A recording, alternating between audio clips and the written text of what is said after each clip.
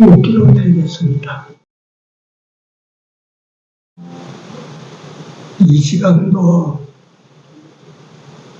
주께서 저희들과 같이 하시고 저들에게 주실 은혜를 남김없이 부어 저들로 하여금 풍성케 하여 주시옵소서.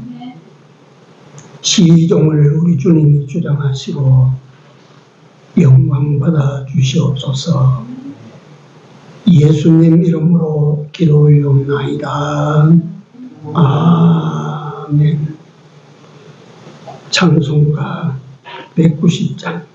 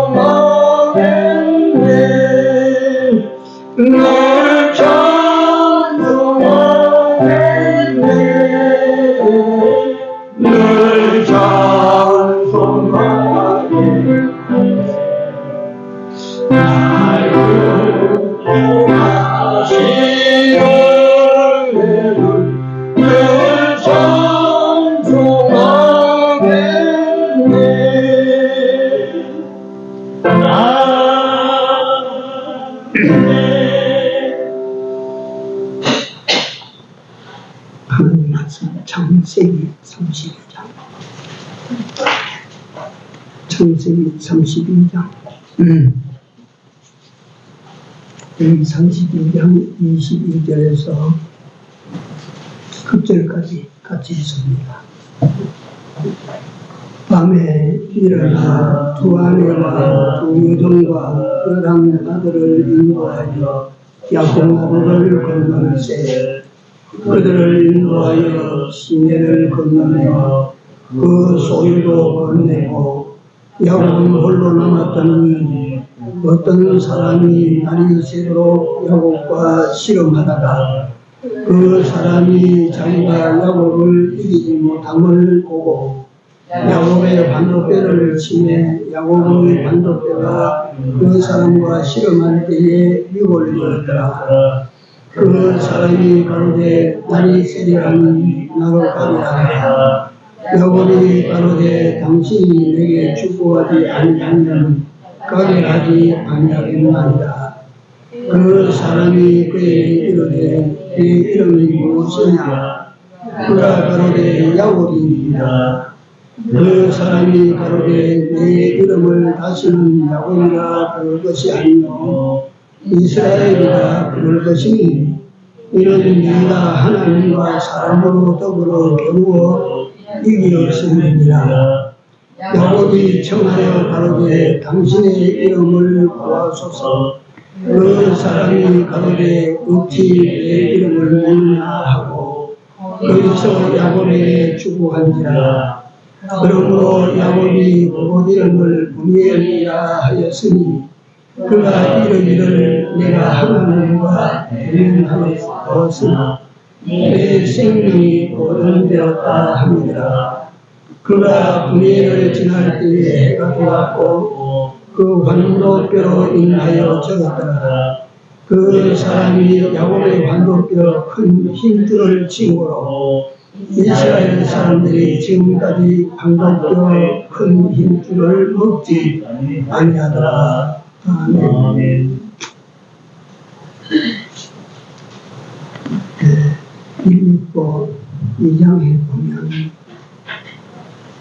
사도 바울이 당시 성도들을 향해서 너희 안에 이 마음을 보라. 예수님의 마음입니다. 예수님의 살고 죽으심과 다시 사심에 대하여 거기 보면 죽기까지 복종했다. 이 복종은 하나님 아버지께 복종입니다. 그 복종으로 말미암아 예수님은 죄와 마귀와 사망에 대한 완전한 승리자가 되셨습니다. 예수님에게 복종해서 완전한 승리자가 되었던 것입니다. 하나님에게 복종해서 예수님이 완전하신 승리자가 되셨다. 다른 말입니다. 구약 선지자 중에 제일 인기 없는 선지자가 누구냐 하면 대선지 중에 한 분이신 예레미야입니다. 예레미야가 왜 인기가 없느냐 하면 유다 백성들 말고 빨리 바벨론에 항복하라고 외쳤거든요. 하나님께서 이스라엘 백성들과 유다 백성들이 바벨론에게 빨리빨리 항복해서 하나님의 징책을 받아들여라 그랬는데 그 유다 백성들에게 하나님의 말씀을 전해서 항복해라 그러니까 온 유다 백성들이 예레미야를 매국노로 몰아붙였습니다. 저는 저 나라를 배반하고 나라를 통째로 바벨론에게 갖다 바치려고 한다. 그래서 매국노다에서 예레미야를 붙들어다가 공중 감옥에 가둬둡니다. 다시 못 나오는 감옥에.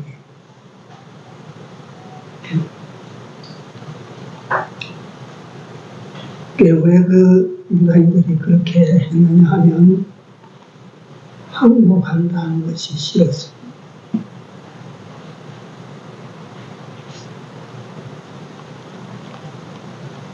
그 바벨론에 항복하라고 하니까 항복한다고 하는 그 사실이 싫어서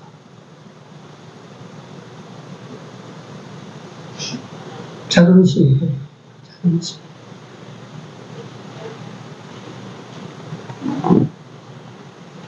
사람들도 항복을 아주 싫어합니다.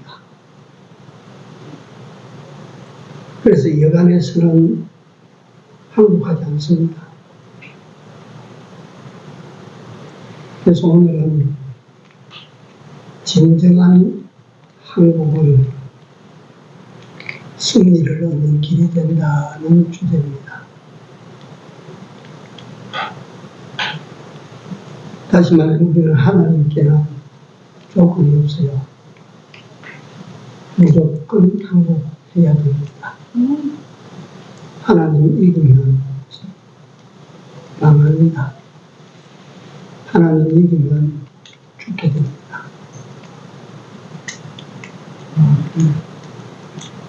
하나님에게는 이유도 없어요. 조건도 없어요. 무조건 항복하셔야 돼요. 그래서 하나님께 항복 잘하고 하나님의 항복하는 삶을 잘 배운 사람들은 100% 믿음의 사람으로 자랍니다. 그러니까 믿음의 여부가 되달리는 하나님에게 얼마나 항복하는 삶을 사는가에 달렸습니다. 하나님께 항복이 안 되면 참 믿음에 이르지 못합니다.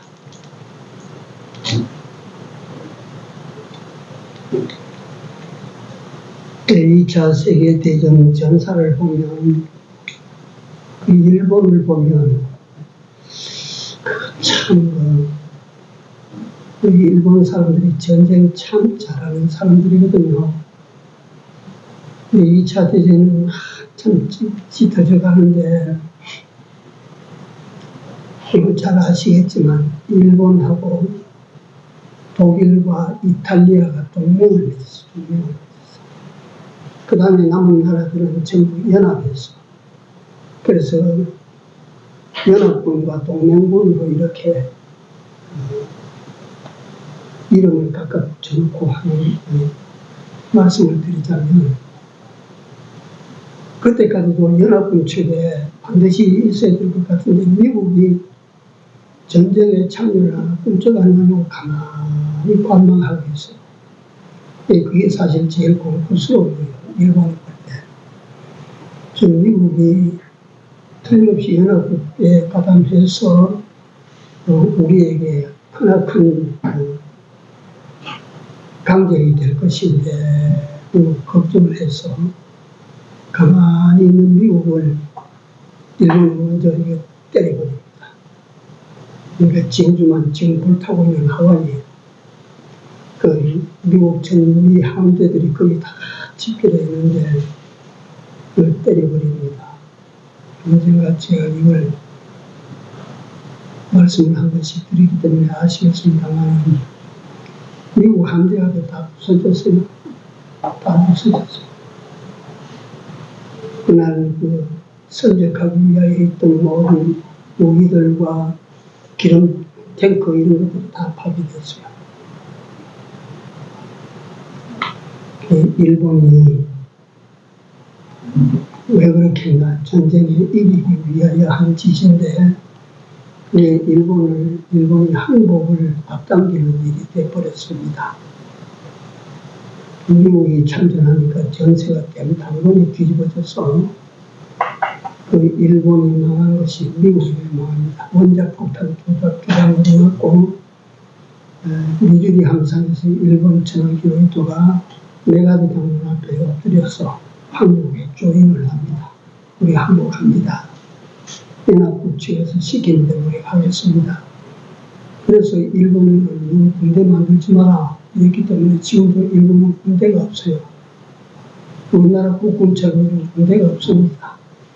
미국이 허락을 하지 않고 있는 것입니다. 너 군대 만들지 마라. 일본은 무사시를 대비해서 군대가 있긴 있어야 되는데 군대를 못 만들게 하죠. 그러니까 자위대라고 하는 경찰 군대를 만들어서 지금 일본 국방을 하고 있는 것입니다. 제가 이 말씀을 드리는 것은 항복하니까, 항복하면 항복을 왜 싫으냐? 항복하면 이 모양이 된다. 항복하게 되면 이 모양이 되는 거예요. 그러니까 항복을 안 하려고 합니다. 사람들은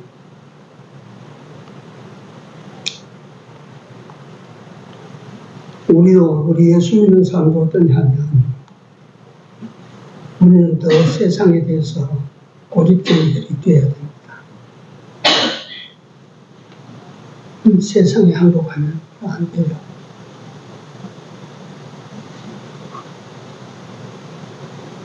특히 불의한 자, 악한 자, 범죄집단, 공산당 이런 데 우리 예수 믿는 사람이 항복하고 교회에 항복하면 됩니까?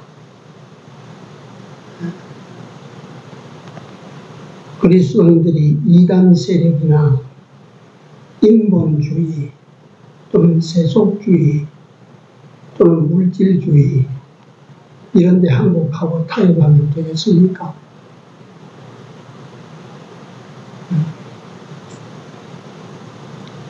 하나님 앞에 충성 맹세한 사람은 다른 어떤 것에도 항복하면 안 되는 것입니다. 하나님 앞에 충성 맹세한 사람이 다른 어떤 것과도 타협하면 안 되는 것입니다.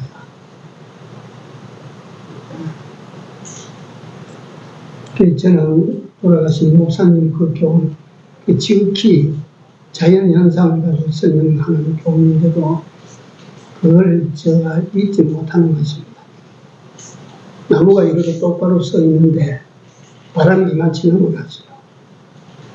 이 나자빠져 있는 나무를 바로 세우려면 이렇게 세워놓으면 이를 넘어가요. 이건 틀림없이 자연의 현상입니다. 그러니까 이게 자빠진 나무를 똑바로 세우려면 어떻게 되냐면 이쪽으로 반대쪽으로 완전히 눕혀야 돼요. 이래야 이놈의 싸움이 열겠습니다. 네. 그래서 우리가 타협이라고 하는 것이나 다른 것에 항복한다고 하는 것은 우리로서는 할 수 없는 일입니다. 자빠지면 일어나기가 힘들어요.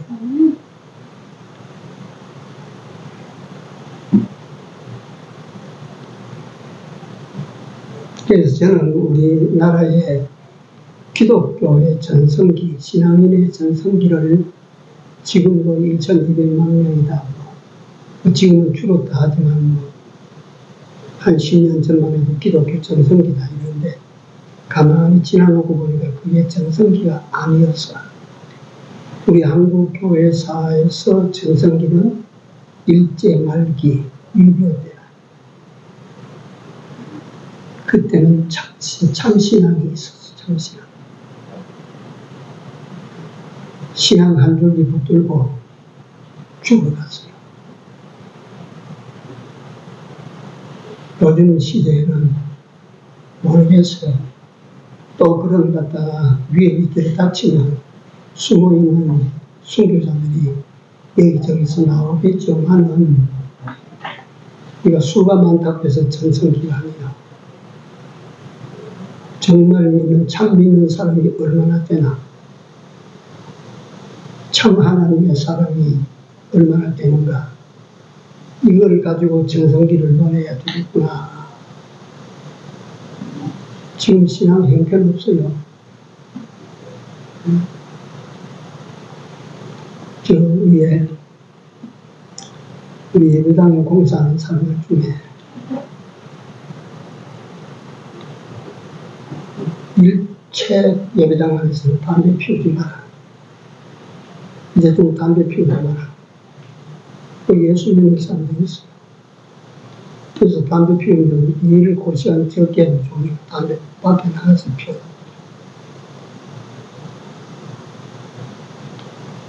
근데 예수 잘 믿는 사람이 있는데 밖에다 담배값 내놓고 틈나면 먹고 싶으면 나가서 피우고 그래. 뭐 담배 피우는 게 그게 무슨 큰 죄냐? 죄냐 죄가 아니냐를 따지기 전에 하지 말라고 하면 안 해야 됩니다. 하지 말라고 하는 건 안 해야 됩니다.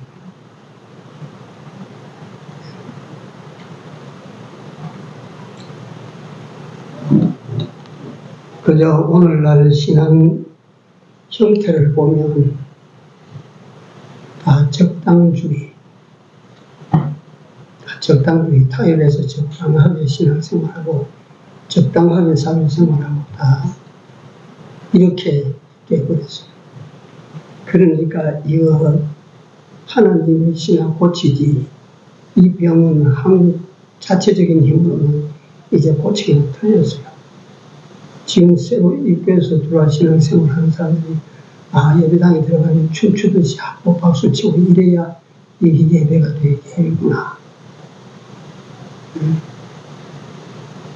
그때 그저 목사님이 강단에서 설교하시다 유행가도 한 대라도 쫙 뿜어져야 그래야 이게 참 설교로구나. 이런 예배가 예배구나. 이게 예배에 대한 인식을 그렇게 받아들인 사람을 오늘 우리 같이 예배 드린다고 하면 그 사람들이 바꿀 수 있겠습니까? 절대 안 돼요. 그러니까 한국 교회에 나아가는 이 길이 바꾸지를 않을 것입니다. 앞으로 그게 걱정이죠.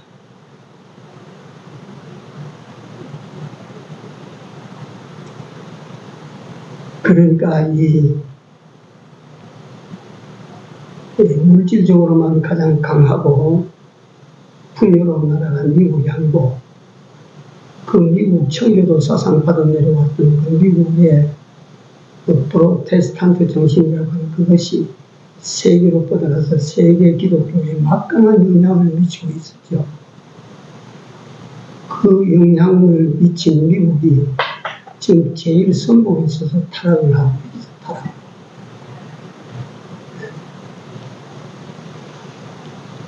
고급차요.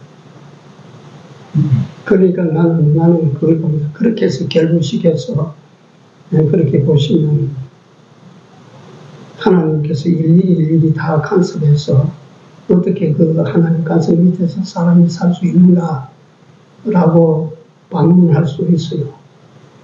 미국의 종교 타락, 미국의 기독교 정신 타락, 이것이 봅니다. 왜 미국 땅만 넓은 땅에 소련도 있고 중동도 있고 인도도 있는데 해리케인이라고 하는 해리바람이 왜 미국에는 사방에서 달라들어?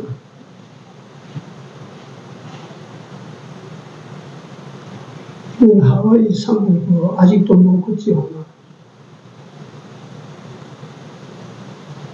비참해요. 바짝 마른 땅에 허리케인이 것들이 닥쳐도 볼 테니까 불이 나갔다니까. 그거 어떻겠고요. 그게 지옥이에요, 지옥.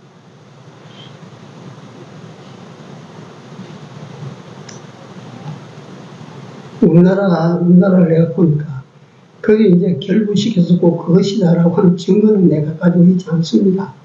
나는 그저 일반적인 신앙관념으로 그걸 그렇게 추리를 해 나가야 나라도 조심이 될 것 같다, 우리 교회라도 조심이 될 것 같다 해서 이렇게 말씀하는 거죠. 폭풍이 왔다 하면 늘 시간마다 말씀드리나 우리나라를 꼭 관통해서 지나가요. 우리나라 지나가도 저 38선 넘어가니까 이 폭풍이 갔다가 막 이슬비를 펴는 거예요.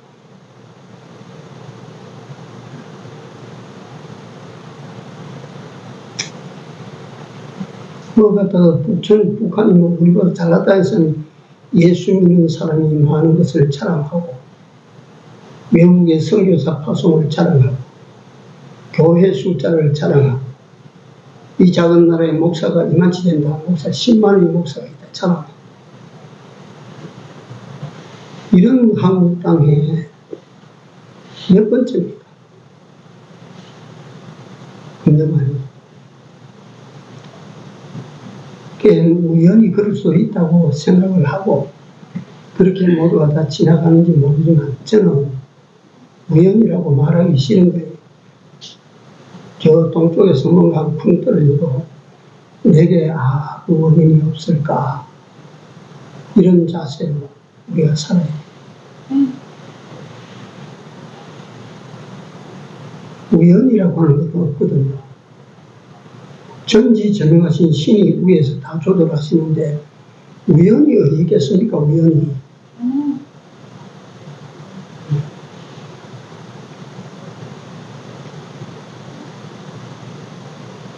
그러니까 우리는 전심으로 하나님 앞에 항복해야 돼요.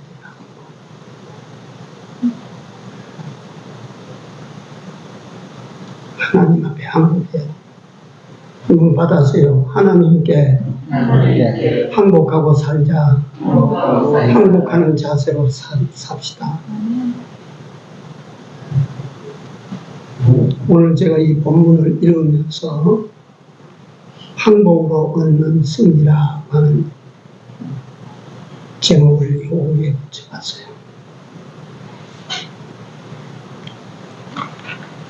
오늘 우리는 성경을 여러분들이 많이 보시니까 창세기 특히 많이 보시니까 그게 신기합니다. 성경 보는 분들이 처음부터 보거든요. 예니책 보듯이. 다 보면 창세기는 그동안 읽고 그 다음에 넘어가서는 재미가 없어. 그래서 뭐 성경 좀 읽는 사람이 처음에 창세기까지는 보는 거라. 근데 이 창세기에 역사상 가장 이해할 수 없는 오묘한 사람이 야곱입니다. 나는 개인적으로 이 야곱이라고 하는 인물을 좋아하는 편입니다. 왜 그러냐 하면 실패도 하고 실수도 하고 넘어지기도 하고 하나님과 멀어지기도 하고 그게 나하고 비슷하니까. 성자 아브라함이라면 전에 시간에 내가 어떤 시간에 말씀을 드렸는데 정말 맑고 깨끗하고 좋다 이런 사람들을 만나면 숨이 탁탁 막히거든요. 네. 나하고 비슷하다 하면 내가 편했습니다. 야곱은 그러한 복잡한 사람이에요. 그래서 한마디로 정의할 수 없는 사람이 야곱이라는 겁니다. 어떤 때는 가만히 보면 자기 계산대로 사는 사람인데 그걸 또다시 한번 보면 특출한 신앙인 같아. 이 신앙을 하는 것 같은데 순전히 자기 생각을 하는 거예요. 이거 가름할 수 없는 인물이 야곱이에요. 그래서 야곱이라는 인물이 나올 때마다 제가 이 인물을 설명을 할 때 드리는 내용인데 장자명분, 장자명. 그게 그렇게 탐이 났어. 뱃속에서부터 싸웠다. 그러다가 그가 먼저 나가는 에서의 발뒤꿈치를 붙들고 따라 나왔다. 그리고 자라면서 아무리 그래도 먼저 나는 놈이 에서니까 에서가 장자고 자기는 둘째 아들이라. 장자 될 길이 없다. 그 순서를 바꿀 수 있으니까 없지. 그럼에도 불구하고 야곱이라고 하는 인물은 포기하지 않고 내가 장자가 된다. 그래서 그 형의 약점을 이용해서 장자명분을 얻었어요. 근데 그게 이상합니다. 어쨌든 장자, 그럼 네가 장자 이름 가져가라. 아, 됐습니다. 형님 그거 모르지 마십시오. 아, 그래. 장자명분 네가 해라. 내가 뭐 내 장자가 다 먹고 파죽한 거라도 뭐 장자명분 네 해라. 그렇게 한다고 해서 장유 순서가 바뀝니까? 하나님께서 그렇다고 해서 야곱을 네가 장자를 그렇게 하시겠습니까? 전혀 그렇지 않을 것입니다. 아, 그런다고 해서 장유 순서가 바뀌기 그런 거 없어요. 그런데 야곱은 어떠냐면 내가 장자다 라고 믿음을 딱 간직하는 거예요. 내가 장자다. 그 다음에 아버지를 속이러 들어갑니다. 어떻게 속이냐? 장자에게 주는 축복 기도를 해주십시오. 그래서 야곱이 변장을 하고 몸에 털로 감고 들어가서 그 아버지로부터, 이삭으로부터 장자에게 내려갈 축복 기도를 받습니다. 그런다고 그 기도가 그에게 응답이 되겠습니까?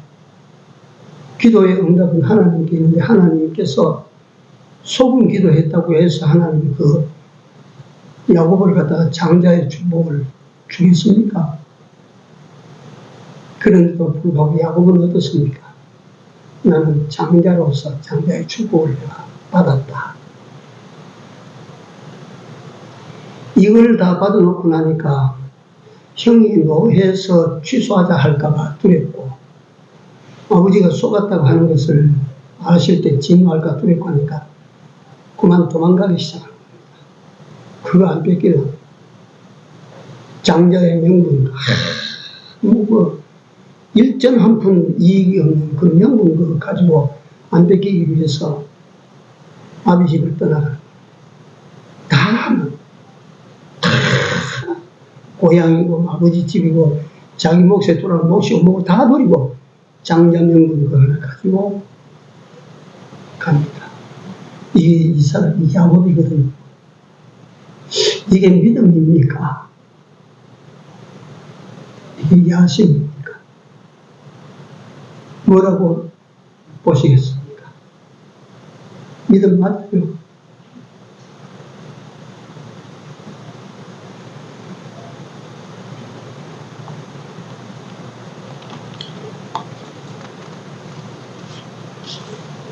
바다나람에 넘어갑니다. 그 바다나람이라고 나오는 것은 아람 평원이라고 하는 뜻입니다. 1만 무제 넓은 들판이에요. 거기 외삼촌 집에 찾아 들어가서 외사촌, 그 드센 외사촌 틈에서 묵어서 20년을 삽니다. 이게 야곱이라고 하는 사람이에요. 묵어서 20년을 살아요. 웬만한 사람이 그렇게 살겠습니까? 그러니까 야곱은 어느 쪽이 진짜 야곱인지 우리가 알 수가 없어요.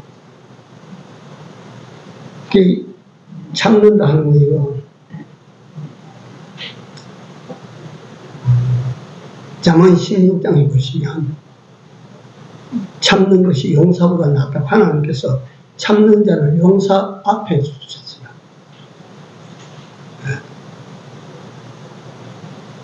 20년을 참았다. 내가 이 참았다 하니까 이 순간 말씀드리다가 또 한 사람을 내가 이거 뭐 알려드린 내용인데, 공자의 제자 중에 자공이라고 하는 공자가 제일 사랑하는 제자가 있었어요. 이 자공이라는 인물이 어릴 때 이야기입니다. 그게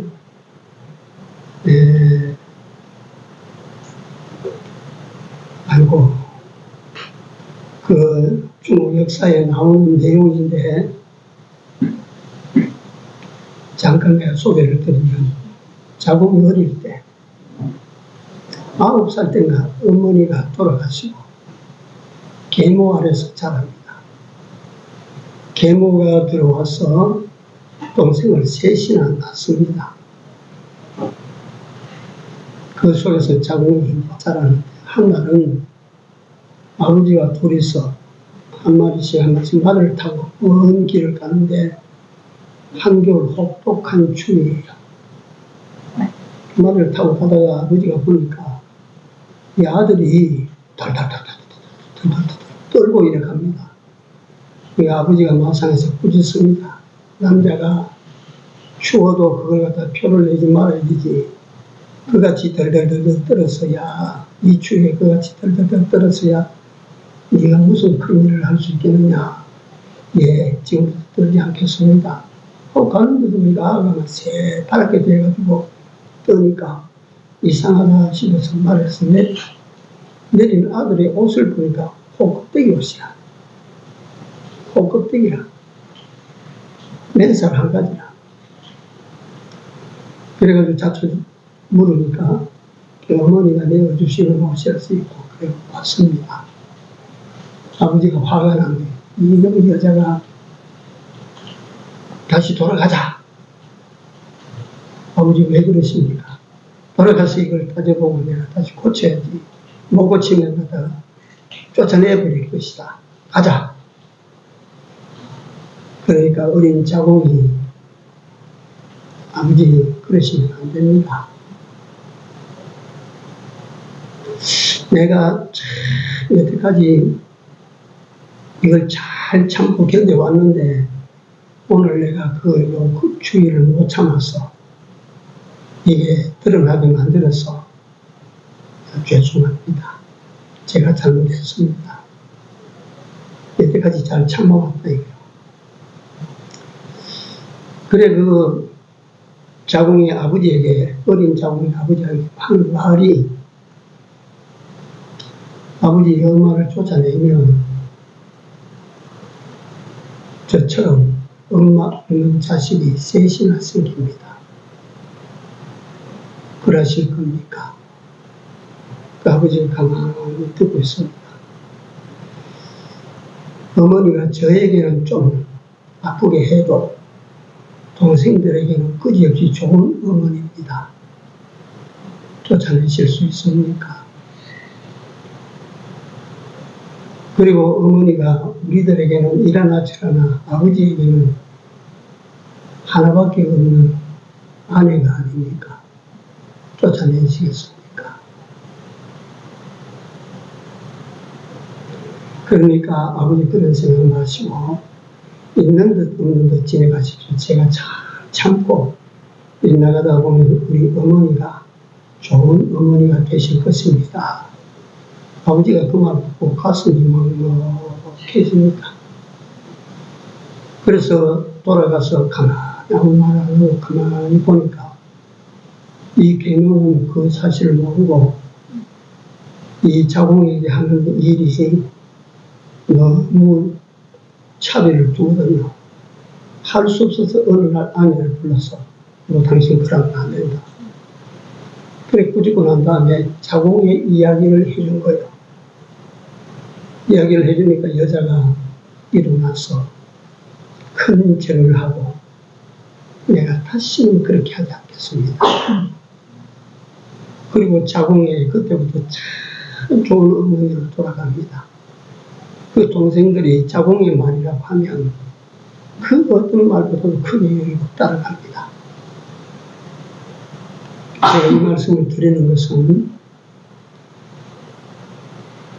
성경에도 인내에 대해서 말씀을 많이 하거든요. 여러분들 참으십시오. 어떤 일 있어도 참으십시오. 이 참음은 용사보다 하나님은 앞세웠습니다. 참는 자를. 야곱은 20년 무엇으로 견뎌왔어요. 성경에 보면 인내라고 하면 욥의 인내를 너희가 안 하니 했는데 욥은 인내의 인물인데 사실은 욥도 그렇게 인내했지만 야곱이라고 하는 인물은 이거 그러니까 어느 게 진짜 사람인지 모를 정도로 기이한 인물이라 이렇게 무고서 20년을 그 라반의 집을 위해서 일을 했어요.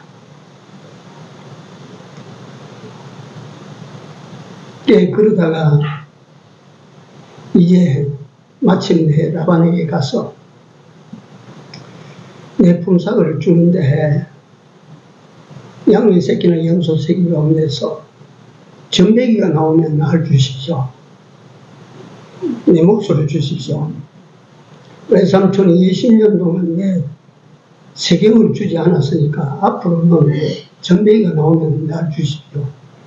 그게 라반이 생각해 보니까 양이나 염소는 꺾든지 희든지 하지 얼룩말처럼 그런 게 없거든요. 그럼 그렇게 하라. 이러니까 야곱이 또 무슨 짓을 합니까?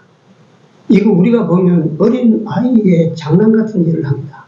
살구나무나 신풍나무를 가지고 껍질을 벗겨가지고 물구덩이 앞에 갖다가 딱 꼽아놓는데 실한 놈이 오면 거기서 뽑는데 양떼들이 말이 들판에서 뜨거운 데서 풀을 먹다가 물 먹을 시간이 되면 거기 와서 교합이 이루어지고 새끼를 거기서 떼게 돼요. 그러니까 그 신풍나무 살구나무를 보고 거기서 새끼를 만들면 그 나중에 나오면 얼룩물의 자식이 나온다.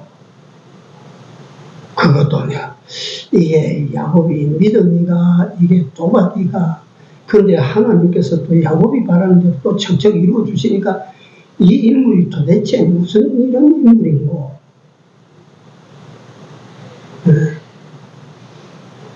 그 다음에 이거 야곱의 일대기를 제가 말씀드리는 거예요.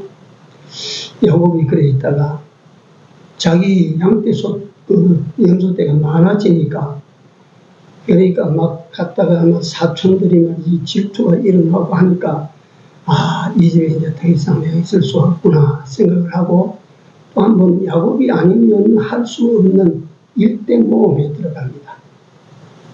그 외삼촌 라반의 집에서 몰래 도주합니다. 식구가 적습니까? 양떼, 염소떼가 적습니까? 그걸 몰고 몰래 빠져나왔어요. 빠져나와가지고 어디로 들어갔냐면 자기를 죽일 것 같은 형이 기다리고 있는 베델 땅으로 올라갑니다.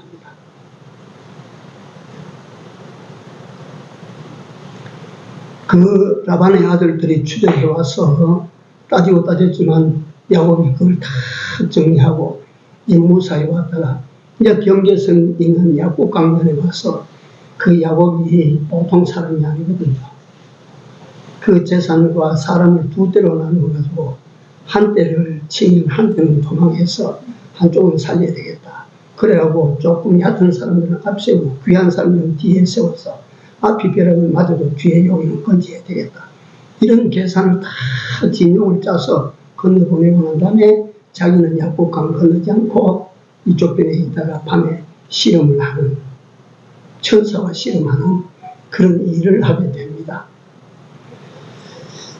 자, 이 천사와 실험하는데 성경에 보니까 야곱이 이겼다 그랬어요.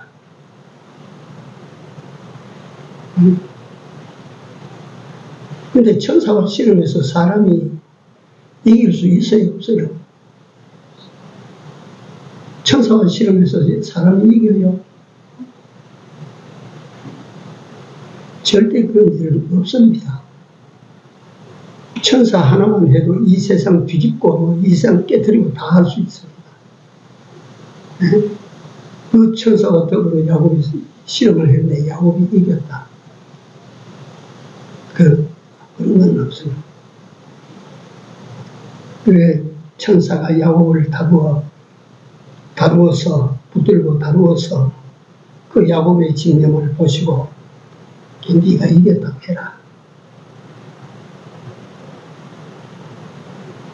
그 환도뼈를 쳐도 야곱이 안 오니까 네가 이겼다고 해라.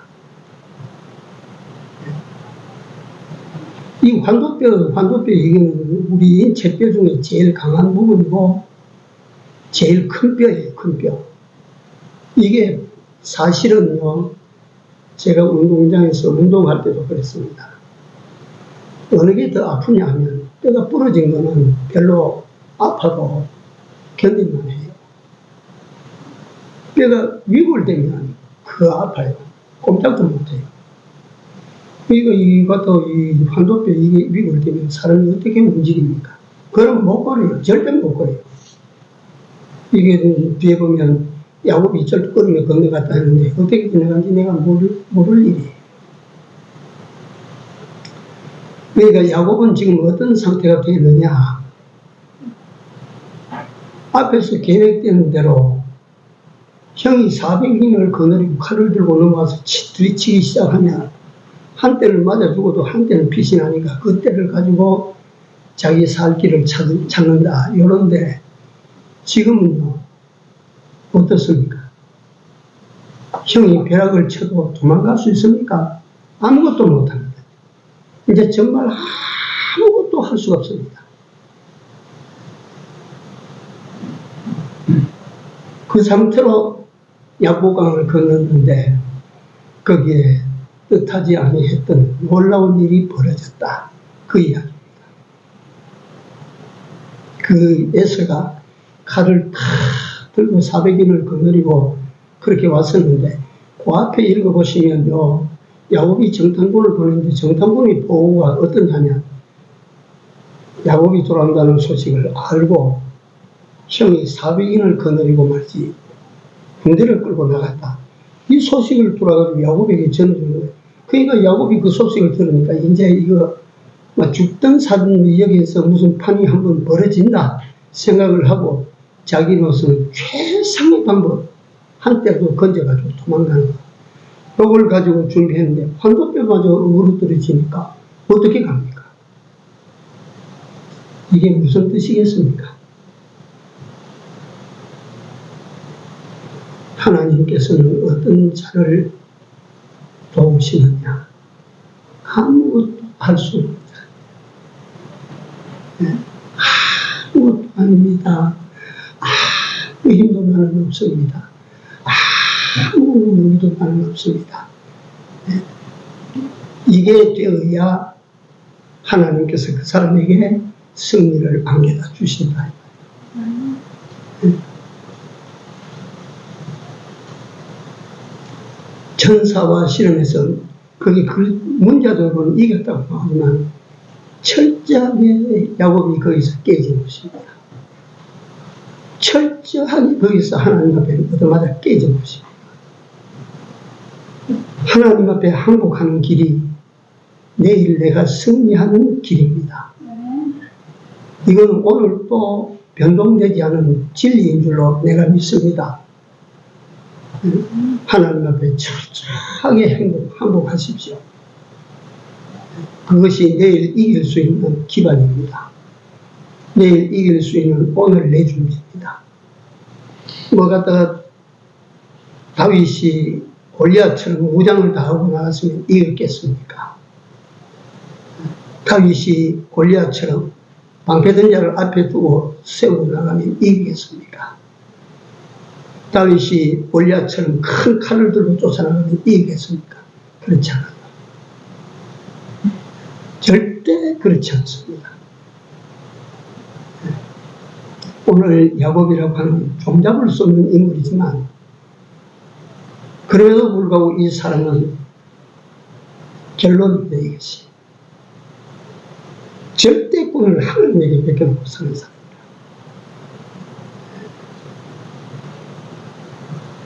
하나님에게 모든 것을 걸고 사는 사람입니다.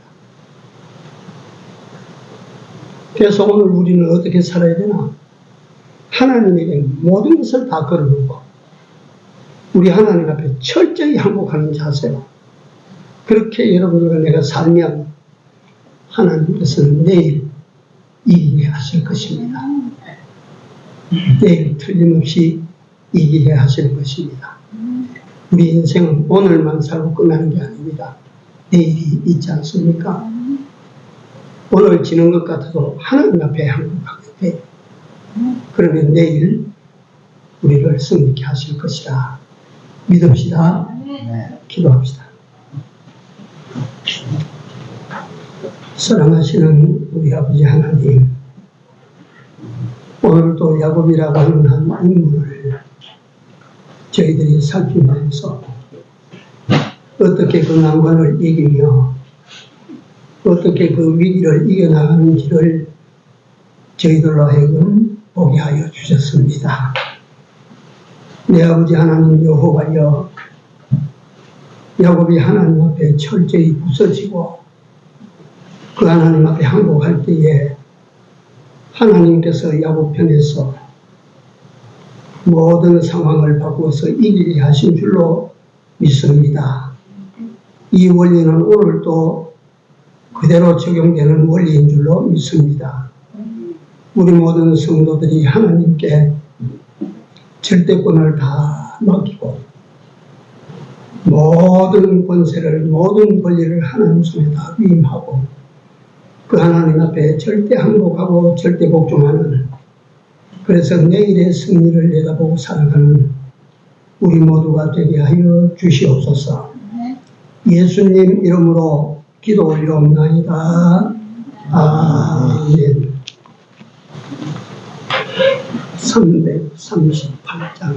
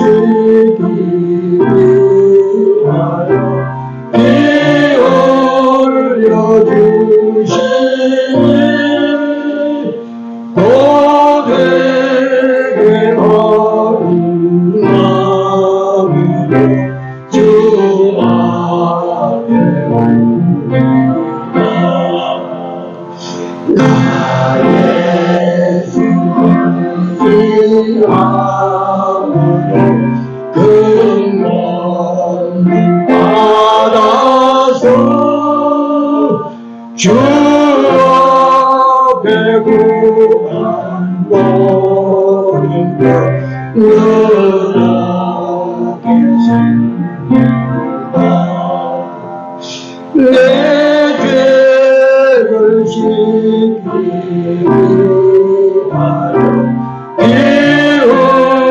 흘려 주신